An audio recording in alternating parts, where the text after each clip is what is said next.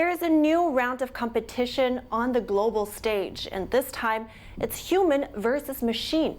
It goes back to 2017 when Google subsidiary DeepMind developed a new piece of artificial intelligence called AlphaGo.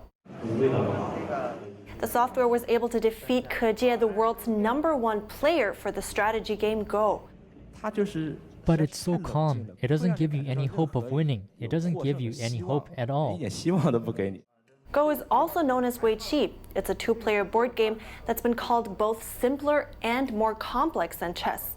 The goal? To claim more territory on the board than your opponent. 2 years after AlphaGo's victory, Google announced in 2019 that its latest AI project doesn't need human help anymore to learn how to beat human players. Instead, it can learn simply by playing itself over and over. The race human versus AI has also extended to the military. Earlier this year, Chinese state media cheered when an AI system took on one of the Chinese military's top fighter pilots in a simulated dogfight and won. Those media outlets touted it as a milestone for the Chinese regime's military modernization. The US recently held a similar experiment. Potentially with better AI. Nicolas Chaillan is the former chief software officer for the US Air Force. He resigned from the post in September. Recently, we have a challenge with DARPA, which is the Defense Research Lab, where we demonstrated that we could have a dogfight, right? So 2 jet fighters fighting together and have one of the jets completely flown by AI and the other by the best Air Force pilot. And every single time the human lost. And that's, I would argue, is not even the most advanced AI capability that there is on the planet. That's why some believe this technology might decide the fate of future competition and armed conflicts. Advances in AI have the potential to change the character of warfare for generations to come. Whichever nation harnesses AI first will have a decisive advantage on the battlefield for many, many years. Again, we're in a race. We have to get to the end state quicker than the Chinese can. The UK spy chief issued similar warnings. He said artificial intelligence could play an important role over the next few decades. According to him, one of the biggest threats comes from China. The Chinese intelligence services are highly capable and continue to conduct large-scale espionage operations against the UK and our allies. And reports by think tanks and the US Defense Department show the communist regime has been using it to develop advanced weapons, technology that in some cases specifically targets US vulnerabilities. But exactly how far has China gone down the rabbit hole of AI development? And what does losing an AI race with Beijing mean for the US and the free world? We explore these questions and more in the special report. To mark the opening of the Innovation Fair Expo 2020 Dubai, China is pulling out all the stops. Hosted by Dubai and the United Arab Emirates, the event began in October and is slated to run till March. But as participating countries vie for attention, Beijing is showcasing a special robot panda. Even more impressive, it's practicing the Chinese martial art form Taiji Quan, or better known as shadow boxing. The theme of China Pavilion is build a community with a shared future for mankind, innovation and opportunity. Beijing has previously voiced an ambitious AI goal to become the world leader in developing artificial intelligence by 2030. And the regime has already laid out plans to get there. Chinese Communist Party or CCP leader Xi Jinping has personally declared that China must ensure that the country marches in the front ranks when it comes to theoretical research in this important area of AI and occupies the high ground in critical and core AI technologies. But China's ambitions aren't just about creating harmless dancing pandas. The regime has made it clear that it will put the technology to military use. The Chinese People's Liberation Army is moving aggressively to deploy them across many warfighting domains. In addition to developing conventional systems, for example, Beijing is investing in low-cost, long-range, autonomous and unmanned submarines, which it believes can be a cost-effective counter to American naval power.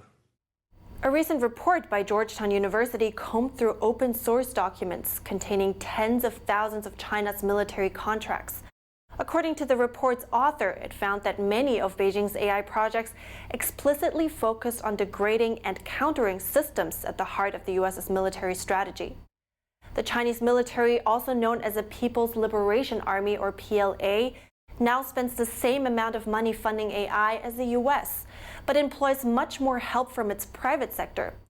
That's thanks to its so-called military-civil fusion policy. So what it really means is that the government can pick and choose at will what applications, what technologies are being developed in the private sphere, and decide to take those on for itself without having to ask permission. Permission is granted simply by being a Chinese company. And that basic principle, I mean, here in the United States, in a time of war, we would probably invoke a similar principle. In a national emergency, in China's case, this covers all types of technologies at all times. The report also discovered that most of the PLA's AI equipment suppliers are not state-owned defense enterprises, but private Chinese tech companies founded after 2010. What's more, it shows how Chinese progress in military AI is being driven in part by access to American technology and capital. U.S. companies have been supplying China with data, software, and funding. This points to serious shortcomings in the U.S. export control system. Former Chief Software Officer for the U.S. Air Force Nicolas Chaillan shed some light on the issue in a recent interview with the Epoch Times. He said the United States is set to lose the AI race against Communist China if Washington doesn't act fast, and added the consequences could be dire. If we don't act now, and don't wake up right away, and not in 5 to 10 years from now, unlike some of the Pentagon reports are saying, but if we don't take a stand now and take action, we have no fighting chance in succeeding 10 to 15 years from now. So military AI is a big, burgeoning area. The Chinese have understood for a long time that command over AI gives an enormous advantage on the battlefield. One of the key aspects of this in terms of pattern recognition will be, for example, what we call facial recognition, of being able to identify, right, targets for anti-terrorist operations or for political assassination, identifying patterns that tell us about that military units are moving stealthily into a different region, or are moving weapon systems from one area to another. That, again, picking up what seems like random data in order to identify those threats. It'll also speed up decision-making time in terms of what constitutes a real threat. For example, incoming missiles versus incoming commercial aircraft, in ways that a human observer will be able to identify, but an artificial intelligence-driven system will be able to identify far faster and probably more accurately than human observers can.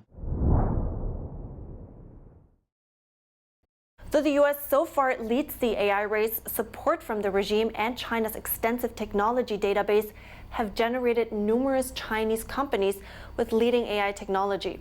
According to a report on the U.S.-China AI race that was co-authored by former Google CEO Eric Schmidt, in the financial tech industry, Chinese digital payment firms have much greater scale than their American counterparts.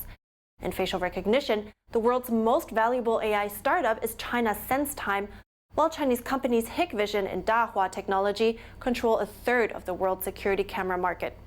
In speech and voice recognition, China's iFlyTech not only has nearly twice as many users as Apple's Siri, it also beats out Siri, Google, Microsoft, and Facebook in English language performance competitions. And English is a Chinese firm's second language. 5G infrastructure is the backbone needed to build AI into everyday life, and China's Huawei remains the world's biggest supplier. And on top of those fields, the regime has made sure to boost its talent pool and education system to make sure it keeps its head start. According to the Belfer Center, in the U.S. News and World Report ranks China's Tsinghua University is #1 in the world in computer science. Of every 10 computer science PhDs graduating in the United States today, 3 are American and 2 are Chinese. As for drones, the U.S. Army's major commercial drone supplier up until 2017 was none other than Chinese drone maker DJI. The tech company controls 70% of the global market, and its gear is still being used by police departments across America, including the New York Police Department.